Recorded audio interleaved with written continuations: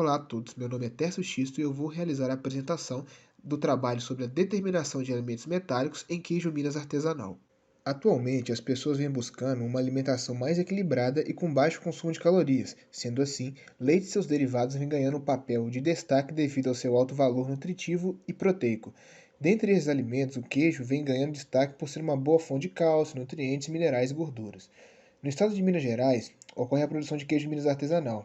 E esse queijo ele é produzido em 7 micro-regiões certificadas pela Federação da Agricultura do Estado de Minas Gerais, com reconhecimento de identidade regional e que praticam modo artesanal de fazer o queijo, né?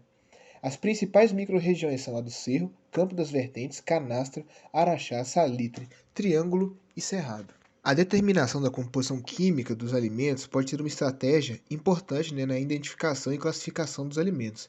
Técnicas alimentares associadas a ferramentas quimiométricas têm ganhado considerável atenção, pois podem ser utilizadas para caracterizar ou classificar produtos de acordo com a origem geográfica, qualidade, variedade, tipo ou outras características. Dentre essas técnicas, a análise de componentes principais, PCA, é reconhecida como uma das mais simples e mais eficientes. A PCA ela é uma estratégia estatística utilizada para reduzir a dimensão de um conjunto de dados e aumentar a capacidade de interpretação, mas ao mesmo tempo minimizar a perda de informações. O presente projeto teve por objetivo principal investigar a correlação entre os teores totais de potássio, sódio e zinco com a identificação geográfica de queijo Minas artesanal proveniente das microrregiões do Cerro, Cerrado, Serra do Salitre e Serra da Canastra. Para isso, tem-se os seguintes objetivos específicos, Quantificação dos teores totais de potássio, sódio e zinco em diferentes amostras de queijo Minas artesanal, provenientes das microrregiões do Cerro, Cerrado, Serra do Salitre e Serra da Canastra, e o tratamento dos dados de composição mineral utilizando a análise de componentes principais.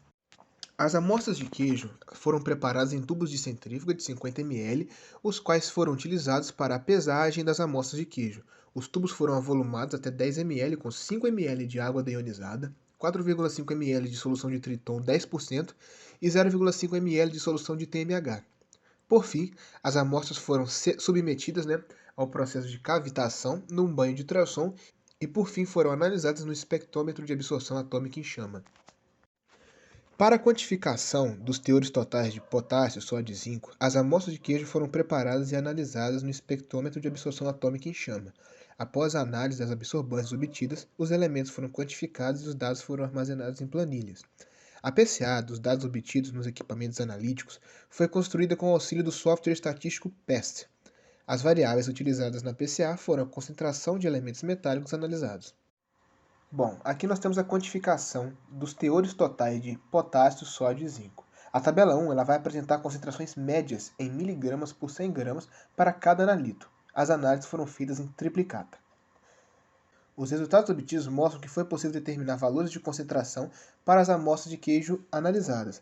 Além disso, a linearidade da faixa de trabalho para todas as curvas analíticas de calibração se mostrou adequada, sendo que os coeficientes de correlação das curvas maiores que 0,98 para todos os elementos.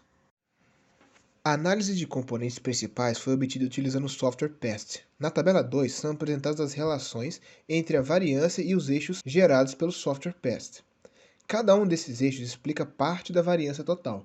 Nota-se que o eixo 1 e 2 eles explicam praticamente 100% da variância entre as diferentes variáveis, portanto apenas esses dois eixos serão utilizados na interpretação dos resultados.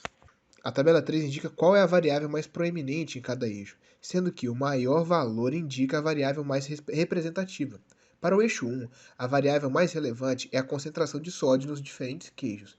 Isso indica que, dentre todas as variáveis, a concentração de sódio é a que mais se destaca. Já para o eixo 2, a concentração de potássio mostra-se como a variável mais proeminente.